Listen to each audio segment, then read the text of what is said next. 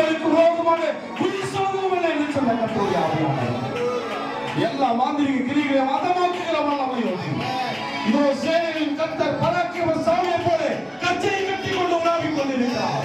உனக்கு விரோதமாய் உருவாக்கப்படும் எந்த ஆயுதமும் வாய்க்காத போகும் என்று சொன்னது வல்லமையோடு அசைவாடி கொண்டிருக்கிறார். விடுதலை கொடுக்கும்படி அசைவாடி கொண்டிருக்கிறார். உன் கட்டிகளை உழைக்கும்படி அசைவாடி கொண்டிருக்கிறார்.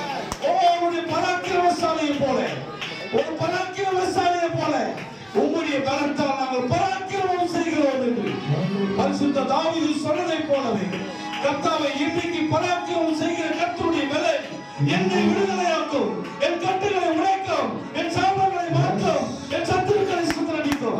கர்த்தர் என்னை விடுவிப்பார், கர்த்தர் என்னை சுகமாக்குவார், கர்த்தர் என்னை பலப்படுத்துவார், கர்த்தர் என்னை உயர்த்துவார். உமக்கு நன்றி செலுத்துகிறோம். நீ விசுவாசித்தார், நீ விசுவாசித்தார். தேவனுடைய மகிமை, தேவனுடைய வல்லமை, தேவாவியானவர் கருத்தினாலும் பராக்கிரமத்தினாலும் ஆகாதவைகள் என் தேவனுடைய ஆவினால் ஆகும். சோழாமக்கு நன்றி செலுத்துகிறோம். கர்த்தருடைய ஆவியானவர் எங்கே அங்கே விடுதலை, சுகம், பலன். கர்த்தருடைய உயர்த்துவார், கர்த்தருடைய பாதுகாக்கிறவராக இருக்கிறார். ஓ நன்றி நன்றி நன்றி பரிசுத்தமானவர். உமக்கு நன்றி செலுத்துகிறோம்.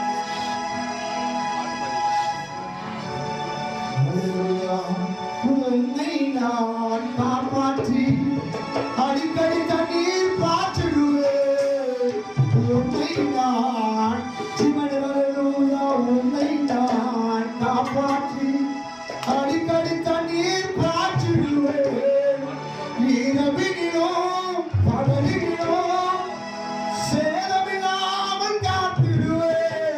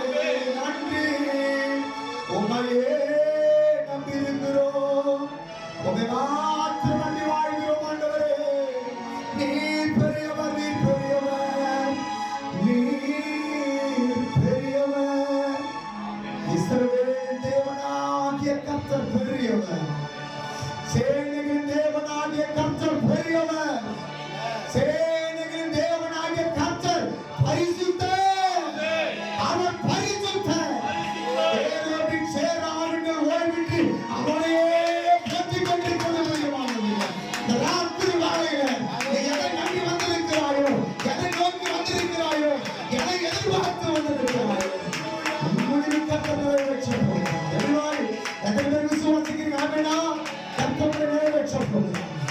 கர்த்தர் சமூகத்திலே உலாவி கொண்டிருக்கிறார். அக்கினி சோலையாய் எரிந்து கொண்டிருக்கிறார். வழிவிடுத்து நற்கினி உங்களை பாதுகாத்துக் கொண்டு கர்த்தர் பெரிய காரியங்களை செய்கிறார். பிரியமானவர்களே, ஒவ்வொரு மாதத்திலும் கர்த்தரை நடத்தி கொண்டிருக்கிறோம். வாழ்க்கைக்கு விடுதலை கிடைக்கும், விசுவாசம் கிடைக்கும், அற்புதம் கிடைக்கும். விசுவாசிக்கிறீங்களா? விசுவாசிக்கிறீங்களா? கர்த்தர் பெரியவர். கர்த்தருடைய கையில் அலங்காரமான வீடுகளும் தேவனுடைய கருத்தில் ராட்சி முடிவாய் ஒவ்வொரு நாளும் கர்த்தரை அலங்காரித்து ராட்சி முடிவாய் வைக்கப்போது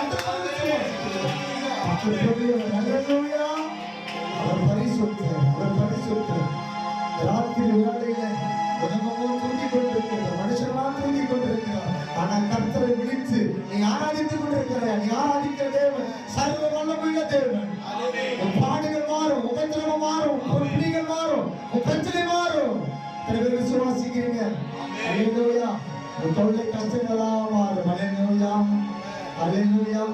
உன்னை அவர் காப்பாற்றி நீர் பாய்ச்சி உனக்கு கோடானவர்கள் சபையாக்குகிற கர்த்தராக இருக்கிறார். அல்லேலூயா. கர்த்தர் பெரிய காரியங்களை செய்கிறார். Thank you, Jesus. நம்முடைய பரிசுத்த நாமத்திற்கு மகிமை உண்டாவதாக. தொடர்ந்து மேத்யூ ஐயா அவர்கள் வந்து நம்மை வழி நடத்துவார்.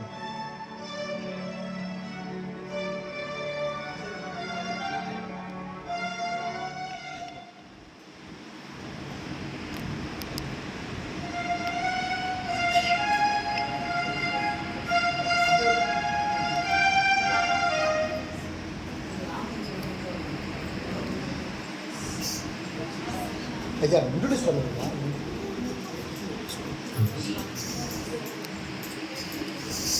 இன்ட்ரோடியூஸ் பண்ணுங்க.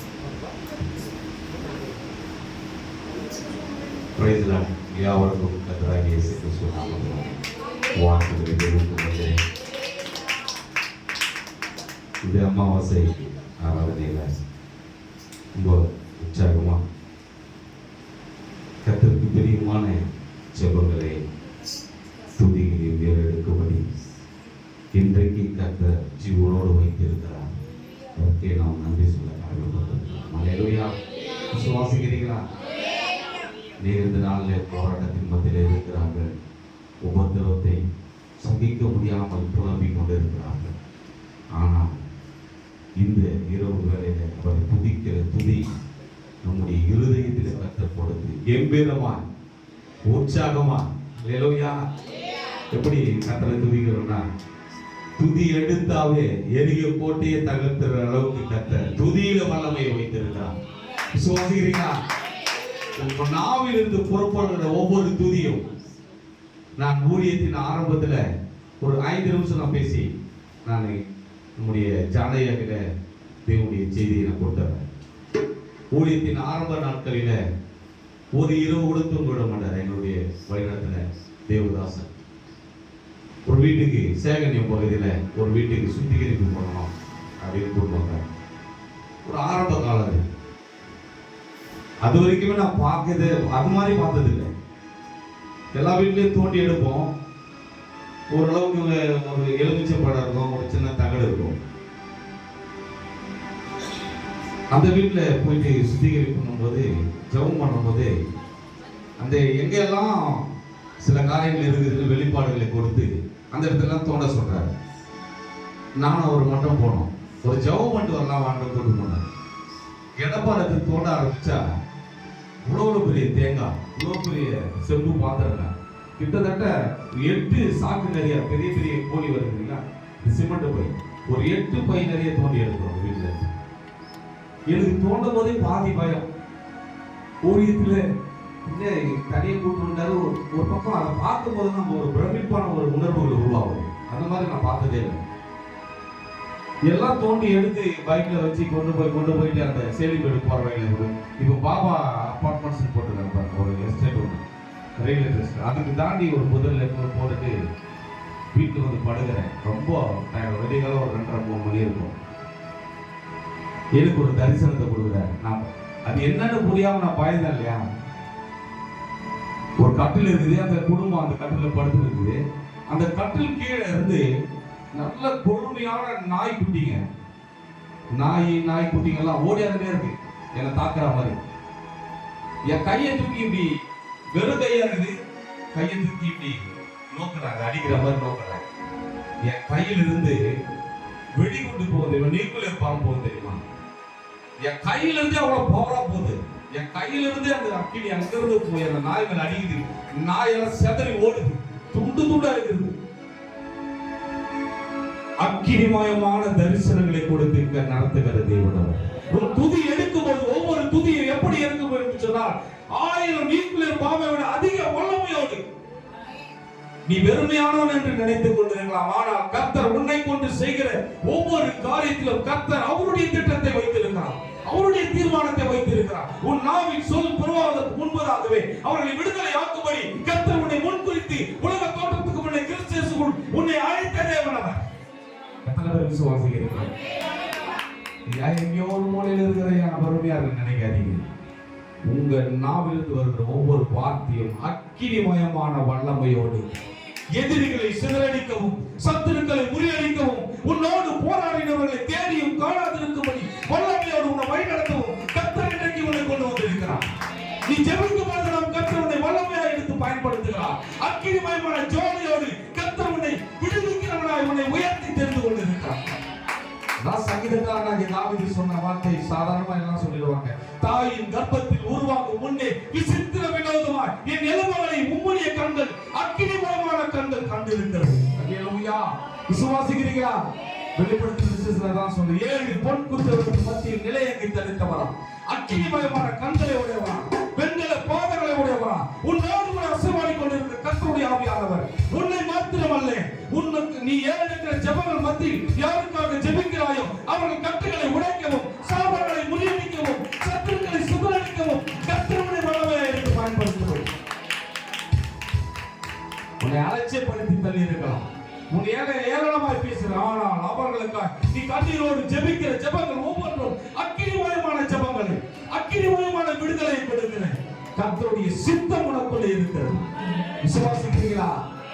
அப்பேற்பட்ட வல்லமையான தரிசனங்களை கொடுக்கிறது மாத்திரமல்ல, வல்லமையான செயல்களையும் செய்து முடிக்கிறது. ஆலயம் முழுவதும் அசைவாடி கொண்டிருக்கிறார், ஒவ்வொருவரும் பேசிக் கொண்டிருக்கிறார். உங்களை எப்படி வல்லமையாக எடுத்து பயன்படுத்தும்படி கர்த்தர் உங்களை முன்னிறுத்தியிருக்கிறார். ஆகவே சாதாரணமாக நினைக்கிறீர்களே, ஒவ்வொரு காரியத்திலும் அவர் தரிசனத்தோடு நடத்துகிற கர்த்தர். ஒவ்வொரு அமாவாசை ஜெபத்தில் நேரெடுக்கிற ஒவ்வொரு வார்த்தைகளுக்குள்ள இருக்கிற விடுதலை, சமாதானம், சுகம், தேசத்திற்காக, ஊழியர்களுக்காக, ஒடுக்கப்பட்ட ஜனங்களுக்காக, வியாதி பிடியில் இருக்கிறவர்களாக, மரித்தோரை உயிர்ப்பிக்கும்படியான வல்லமையோடு நேரெடுக்கிற ஜெபங்களை கேட்டு கர்த்தர் அவருடைய ஜீவ புஸ்தகத்தில் உன்னுடைய துதிகளையும் உன்னுடைய ஜெபங்களையும் அவர் கணக்கில் வைத்திருக்கிறார். எத்தனை பேரை ரட்சித்தார், எத்தனை பேரை மீட்புக்குள்ளாக வழிநடத்தினார் என்கிற ஒவ்வொரு காரியத்தையும் அவருடைய சித்தத்தில் வைத்திருக்கிறார்.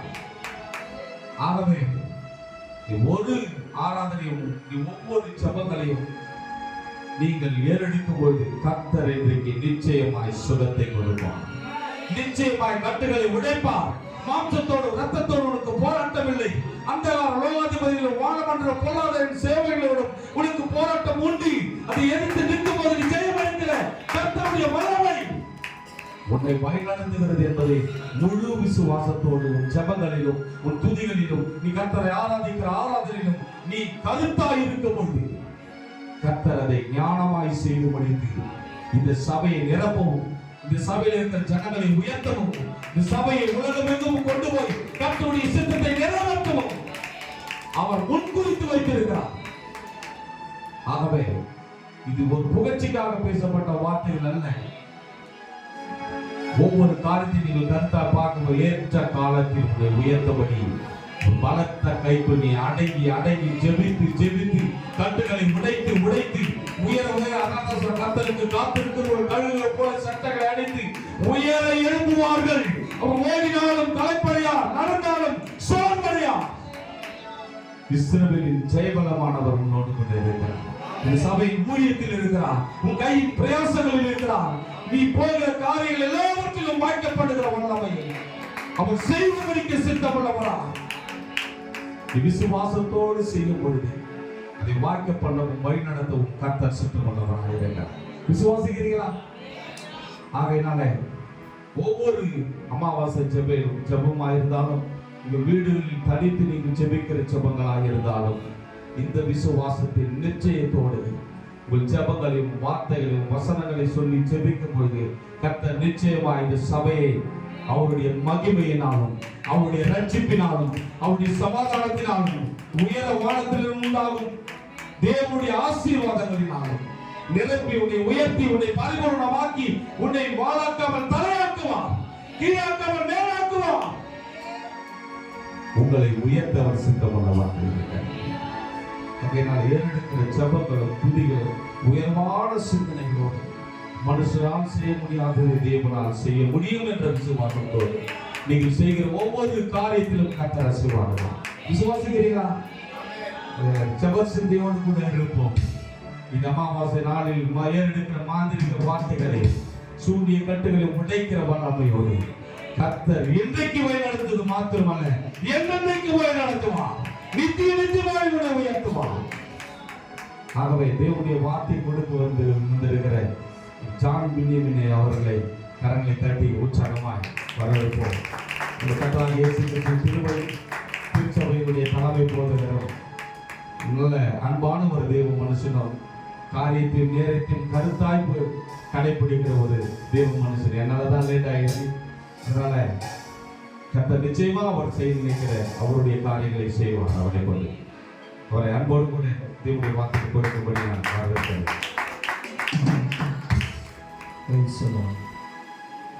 ஹல்லேலூயா.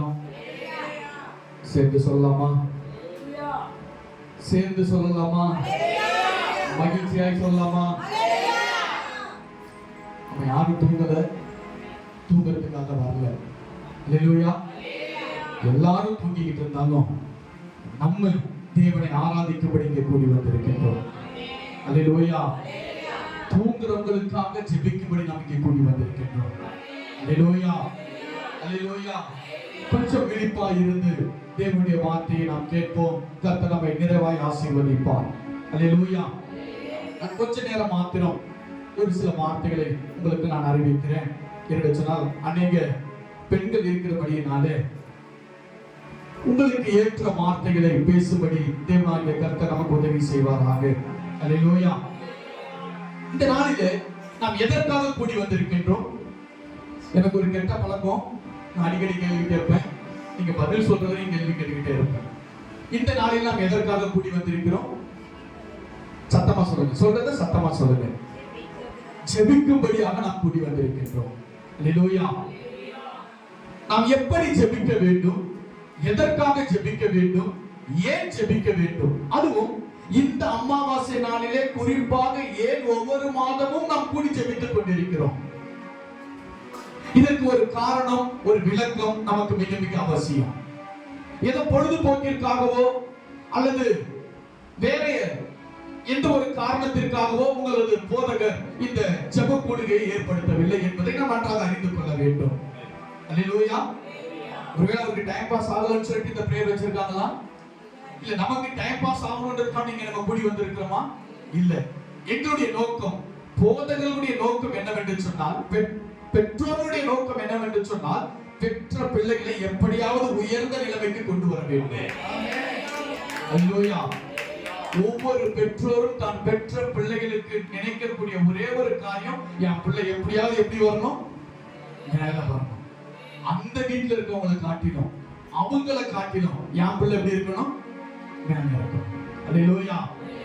அதே பாரம், அதே தாகம் இருக்கிற ஒரு மனிதன் தான் உண்மையான ஊழியக்காரன். அல்லேலூயா. அதனாலதான் அப்போஸ்தலனாகிய பவுல் சொல்கிறான், தன் சொந்த குடும்பத்தை நடத்த தெரியாதவன் தேவனுடைய ஊழியத்தை, சொந்த குடும்பம் வேறு, ஊழியம் வேறு அல்ல, ரெண்டுமே ஒன்று. சொந்த குடும்பத்திலே நாம் பெற்றெடுக்கின்றோம், ஊழியத்திலே ஆவிக்குரிய பிரகாரமாக நாம் என்ன பண்றோம், ஆத்துமாக்களை பெற்றெடுக்கின்றோம். ஒரு ஆத்துமாவை தேவனுடைய ஸ்தலத்திற்கு கொண்டு வருவது என்பது சாதாரண காரியம் அல்ல, ஒரு கருவை சுமந்து பெற்றெடுக்கின்றதான ஒரு காரியம். அல்லேலூயா.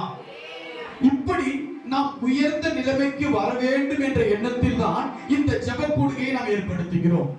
இந்த ஜெப கூடுகைக்கு வருகின்றதான நாம் எப்படி ஜெபிக்க வேண்டும் என்றதான ஒரு சில வார்த்தைகளை மாத்திரம் நான் எடுத்து காண்பிப்பதற்கு முன்பாக என்னை பற்றி சில காரியங்களை உங்களுக்கு நான் சொல்கிறேன். என்னுடைய பெயர் ஏற்கனவே ஐயா சொல்லிட்டாரு. என்னுடைய பெயர் ஜான் மின்னியமின். நான் பிறந்தது திருவள்ளூர் மாவட்டம் கரிக்கலவாக்கம். ஆனால் 22 நாள் குழந்தையில திண்டுக்கல் பகுதியில் இருக்கின்றதான சிட்டையன் கோட்டை என்ற ஊரில ஊழியத்திற்காக கடந்து சென்ற போது என்னையும் சேர்த்து அழைத்துக் கொண்டு போனார்கள். 1985 வருடத்தில் நான் பிறந்தேன். 2003 வரைக்கும் நான் திண்டுக்கல் மாவட்டத்தில் நான் வளர்ந்தேன், படித்தேன். அதன் பிற்பாடு நான் மறுபடியும் சென்னைக்கு கடந்து வந்தேன். என்னுடைய வேலை நிமித்தமாக இங்கே வந்து வேலை செய்த பொழுது இங்கேயே இருந்து இங்கேயே திருமணம் பண்ணி இங்கேயே வாழ்ந்து கொண்டிருக்கின்றேன். அல்லேலூயா. இந்த ஜெபத்தை பற்றியதான ஒரு காரியத்தை சொல்வதற்காக தான் இதை சொல்ல வந்தேன். 2003 வருடம் ஏப்ரல் மாதம், எனக்கு தேதி சரியாக ஞாபகம் இல்லை, வெள்ளிக்கிழமை அன்றைக்கு ஒவ்வொரு சபையிலும் உபவாச ஜெபம் நடைபெறும். எங்களுடைய சபையில் எங்க அப்பா பாஸ்டர், எங்களுடைய சபையிலேயும் அன்றைக்கு வெள்ளிக்கிழமை உபவாச ஜெபம் நடைபெற்றது. எனக்கு எப்பொழுதுமே லீவு நாள்ல எனக்குன்னு ஒரு டீம் இருப்பாங்க. சின்ன சின்ன பசங்க தான் நாங்க. அப்போ கிரிக்கெட் விளையாடுறதுக்கோ இல்ல ஃபுட்பால் விளையாடுறதுக்கோ இல்ல கபடி விளையாடுறதுக்கோ நாங்க வெளியில கிளம்பி போயிடுவோம். லீவு நாள் அன்னைக்கு வெளியில கிளம்பி போயிடணும்ன்ற ஒரு டீம் வந்து என்ன பண்ணாங்க, என்ன கூப்பிட்டு இருக்காங்க. காம்பவுண்டுக்கு வெளியில நின்று அம்மா என்ன கூப்பிட்டு கண்டிஷனா சொன்னாங்க, இன்னைக்கு பாஸ்டிங் பிரேயர், நீ வெளியில போனா உனக்கு சோறு கிடையாதுடான்ட்டாங்க. நான் வேற வழி இல்லை. எங்க அம்மா விசுவாசிகள் ஊழியக்காரெல்லாம் சேர்ந்து ஜெபம் பண்ணிட்டு இருக்கிறாங்க. நான் முழங்கால் போட்டு சரியாக காலேஜ் செகண்ட் இயர் படிச்சுட்டு இருக்கிறேன். நான் முழங்கால் போட்டு என்னுடைய பார்வையெல்லாம் கண்ண மூடிட்டு இல்லை, வாசலையே பார்த்துட்டு இருக்கிறேன். என்னன்னு சொன்னால் என் நண்பர்கள் வாசல் நின்றுட்டு இருக்கிறாங்க. அவங்களுக்கு சைகை காமிச்சுக்கிட்டே இருக்கிறேன். ஒரு 5 நிமிஷம் ஜெபம் முடிஞ்சிடும், இன்னொரு 10 நிமிஷம். இவங்க வெயிட் பண்ணி பார்த்துட்டு கிளம்பி போயிட்டானுங்க. 4 பேர் 6 பேர் போன பசங்க நான் வரலன்னு சொல்லிட்டு ஜான் வர வரையும் நம்ம கொஞ்ச நேரம் போய் குளிச்சுட்டு வரலாமேட்டு பக்கத்துல இருக்க குளத்துல போய் குளிக்க ஆரம்பிச்சிட்டாங்க. 6 பேர் போனாங்க. இதுல அவங்க போனவனுங்க நீச்சல் சரியா தெரியாது, இருந்தாலும் இறங்கிட்டானுங்க. இந்த கரையில இருந்து அந்த கரைக்கு போகணும்ன்ற போட்டியோட என்ன பண்ணிருக்காங்க, இறங்கி போய் விளையாடிட்டு இருக்கும் பொழுது அதிலே ஒருவன் தண்ணிக்குள்ளே மூழ்கி விட்டான்.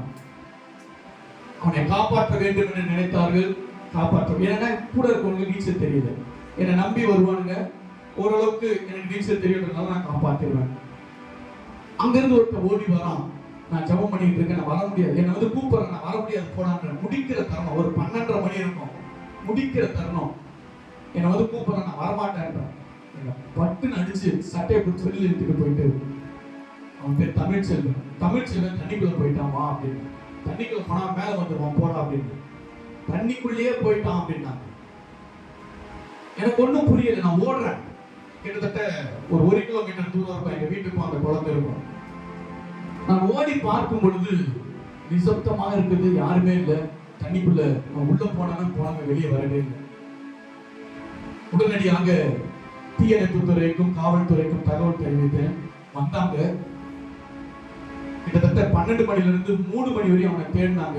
4-5 மணி வரையும் தேடினாங்க, கிடைக்கல. எல்லாரும் வீட்டுக்கு வந்துட்டோம். மறாவது நாள் காலையில 7 மணிக்கெல்லாம் எங்க டீம் உள்ள போனோம். ஒரு 3 பேர் மாத்திரம் அந்த குளத்துல இறங்கணும். கிட்டத்தட்ட ஒரு பெரிய குளம். 7 மணில இருந்து மதியானம் 2 மணி வரையும் நாங்க தேடி அவனை கண்டுபிடிச்சிட்டோம். கடைசியா ஒரே ஒரு ஐடியா என்னன்னா, மீன் மலையை வச்சு அந்த குளம் ஃபுல்லா இழுத்துட்டு வரும்போது மறாவது நாள் அவனை நான் சடலமாக நான் தூக்கினேன். நான் தான் தூக்கினேன். கூட இருந்தவங்களை எல்லாம் போலீஸ் விசாரிச்சாங்க. எல்லாரையும் ஒரு மாதிரி பேசினாங்க. ஒருவேளை கூட இருக்கிறவங்க அவனை அடிச்சு சாகடிச்சுட்டாங்களான்ற கோணத்துல அவனை எல்லாரையும் விசாரிக்க ஆரம்பிச்சாங்க. இதனால சில ப்ராப்ளம் வந்தது. அப்ப எங்க அம்மா என்னை கூப்பிட்டு சொன்னாங்க, என் பேச்சை நீ கேட்காம இருந்திருந்தேன்னா நீயும் போலீஸ் ஸ்டேஷன்ல தான் நின்றுட்ட. அல்லேலூயா. ஜெபத்திற்கு முக்கியத்துவம் தருகிற பிள்ளைகளாக நாம் மாற வேண்டும். அல்லேலூயா. அதற்காகத்தான் தேவனாகிய கர்த்தர் நம்மை உண்டு பண்ணி வைத்திருக்கிறார். உங்களையும் என்னையும் தெரிந்து கொண்ட நோக்கம் என்னவென்று சொன்னால், நாம் அவரை ஒவ்வொரு நாளும் தேடிக்கொண்டே இருக்க வேண்டும். அல்லேலூயா, அல்லேலூயா. ஏனென்று சொன்னால், அவர் ஒவ்வொரு நாளும் நம் அருகிலே இருந்து கொண்டே இருக்கிறாரா? நாம் அதற்கு இடம் கொடுக்கிறோமா?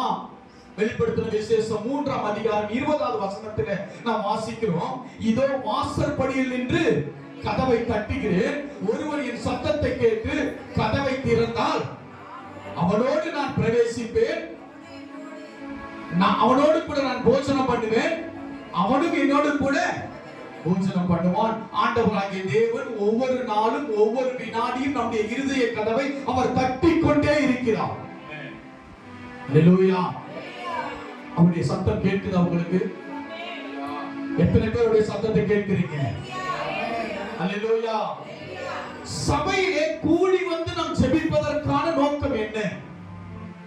ஒரே ஒரு வசனத்தை உங்களுக்கு எடுத்து காண்பிக்கிறேன். அப்போஸ்தலர் நடவடிக்கைகளின் புத்தகம், எல்லாருக்கும் தெரிந்த ஒரு சம்பவம். 12ஆம் அதிகாரம் 5ஆம் வசனத்தை சற்று நாம் திருப்பிக் கொள்ளும் பொழுது, அப்போஸ்தலர் நடவடிக்கைகளின் புத்தகம், சரி மறுபடியும் வாசிங்க.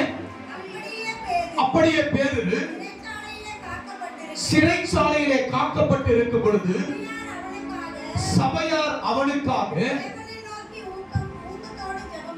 தேவனை நோக்கி எப்படி ஜெபம் பண்ணாங்களாம்? ஊக்கத்தோடு ஜெபம் பண்ணினார். இன்றைக்கு நாம் தெரிந்து கொள்ள போகிற காரியம் என்னவென்று சொன்னால், ஊக்கமான ஜெபம். அல்லேலூயா. நாம் ஜெபிப்பது முக்கியம் அல்ல, நாம் ஜெபிக்கும் பொழுது எப்படி ஜெபிக்க வேண்டுமா? ஊக்கமாய் ஜெபிக்க வேண்டும். தயவு செஞ்சு என்னோட பேசுங்க. தூக்கம் வந்துச்சுன்னா கொஞ்சம் என்கிட்ட சொல்லிருங்க, நான் உங்களை வேற மாதிரி கொண்டு போயிடுறேன். அல்லேலூயா. நீங்க யாரும் தூங்க மாட்டீங்க நினைக்கிறேன். நான் தூங்குற மாதிரி பேச மாட்டேன், ரொம்ப நேரமும் பேச மாட்டேன், ஆனா ஸ்ட்ரிக்டா கொஞ்சம் பேசுவேன், தவறா நினைச்சுக்காதீங்க. நாம் எப்படி ஜெபிக்க வேண்டுமா? ஊக்கமாய். ஊக்கமாய் ஜெபித்தல் என்றால் என்ன? எனக்கு அது மட்டும் விளக்கம் சொல்லியிருக்கல. எல்லாரும் பைபிள் படிக்கிறோம், எல்லாரும் வார்த்தைகளை தெரிஞ்சுக்கிறோம், ஆனால் சில அர்த்தங்களை தெரிந்து புரிந்து நாம் படிக்கும் பொழுது அந்த வார்த்தை நமக்குள்ளே கிரியை செய்ய ஆரம்பிக்கும். அல்லேலூயா. நாம் பாடல் பாடினாலும் சரி, தேவனுடைய வசனத்தை வாசித்தாலும் சரி, அர்த்தத்தை புரிந்து கொண்டு நாம் பாடும் பொழுது, அர்த்தத்தை புரிந்து கொண்டு நாம் வேதத்தை வாசிக்கும் பொழுது, அதில் உள்ள ஆழங்களையும் அதில் உள்ள ரகசியங்களையும் நம்மால் அறிந்து கொள்ள முடியும். அல்லேலூயா. இப்படி நாம் அர்த்தத்தை தெரிந்து கொண்டு ஆழங்களை அறிந்து கொண்டு அந்த வார்த்தையை நாம் வாசிக்கும் பொழுது, தியானிக்கும் பொழுது, அது நம்முடைய இருதயத்தை விட்டு ஒரு நாளும் நீங்கி போகாது. அல்லேலூயா. Just like that. வேதத்தை காலையில ஸ்கூலுக்கு போகும்போது, வேலைக்கு போகும்போது, அல்லது எங்கேயாவது ஓடும் பொழுது, ஆண்டவரே இன்னைக்கு ஒரு வசனம் கொடுங்க, டபக்குன்னு திறந்துட்டு அல்லேலூயா, கர்த்தருடைய ஊழியக்காரரே அவரை துதியுங்கள், அவருடைய நாமத்துக்கு ஸ்தோத்திரம், ஆமென் என்று மூடி வச்சுட்டு போனோம்னா அங்க நம்முடைய மனதில் என்ன பண்ணாது? நிக்காது. அல்லேலூயா. நாம் ஒவ்வொரு நாளும் வாசிக்கின்ற வேத வசனங்களை ஆராய்ந்து ஆராய்ந்து பார்க்கும் பொழுது அதுல ஒவ்வொரு நாளும் ஒவ்வொரு அர்த்தத்தை நம்மளால கண்டுபிடிக்க முடியும். அல்லேலூயா. இன்று வரைக்கும் இந்த வேதாகமத்தை பிரசங்கித்துக் கொண்டிருக்கிறார்கள், இதற்கு முடிவே வரவில்லை. அல்லேலூயா. இதை முழுமையாக பிரசங்கித்தவர்களும் இல்லை, இனிமேலும் வரப்போவதும் இல்லை. என்று சொன்னா இதுல தோண்ட தோண்ட தோண்ட தோண்ட இன்னமும் வந்துகிட்டே இருக்கு. அல்லேலூயா. எனக்கு முன்பாக இருந்த சந்ததியார் அவர்கள் ஒரு அர்த்தத்தை சொல்றாங்க, எங்க ஜெனரேஷன்ல நாங்க ஒரு அர்த்தத்தை சொல்றோம், எங்களுக்கு அடுத்து வர ஜெனரேஷன்ல அவங்க ஒரு அர்த்தத்தை சொல்லுவாங்க, அடுத்த அடுத்த அடுத்த தலைமுறையில அவங்க அவங்களுக்கு தேவன் என்ன வெளிப்படுத்துகிறாரோ அந்த வார்த்தைகளை அவர்கள் சொல்லிக்கொண்டே இருப்பார்கள். அல்லேலூயா. இப்ப நாம் வாசித்தோம், சபையார் பேதுருவுக்காக, பரிசுத்த பேதுருவுக்காக ஊக்கமாய் ஜெபித்தார்கள். இங்கிலீஷ்ல பார்க்கும் பொழுது என்கரேஜ்மென்ட் அப்படின்னு சொல்லியிருந்தது. இன்னும் அதை ஆராய்ந்து பார்க்கும் பொழுது அநேக வார்த்தைகள், இடைவிடாமல் ஆராதிப்பது, ஊக்கமாய் ஆராதிப்பது என்றதான வார்த்தைகளுக்கு அநேக அர்த்தங்களை அங்கே கொடுத்துக் கொண்டே இருக்கிறார்கள். இந்த ஊக்கமாய் ஜெபிப்பது என்பது உங்களுக்கு புரியும்படி ஒரு காரியத்தை சொல்கிறேன். ஒரு விளையாட்டு வீரனோ அல்லது வேற எந்த ஸ்போர்ட்ஸ் மேனோ ஒருத்தனோ தன்னுடைய லக்கை அடைய வேண்டும், தன்னுடைய லட்சியத்தை அடைய வேண்டும் என்று சொன்னால் நிறைய பேர் நேர்மையா பண்றாங்க. ஆனா ஒரு சிலவங்க பார்த்தீங்கன்னு சொன்னீங்கன்னா அவங்க என்ன பண்றாங்க, ஒரு மூக்க மருந்து, நிறைய நம்ம பேப்பர்ல வாசிப்போம், அவங்க என்ன சாப்பிட்டாங்கன்னா ஊக்க மருந்து சாப்பிட்டாங்க, அதனால அவங்க ரிஜெக்ட் பண்ணிட்டாங்க. இந்த ஊக்க மருந்து சாப்பிடுவதற்கான காரணம் என்னவென்று சொன்னால் அவர்கள் அடைய வேண்டிய லட்சியத்தை, இலக்கை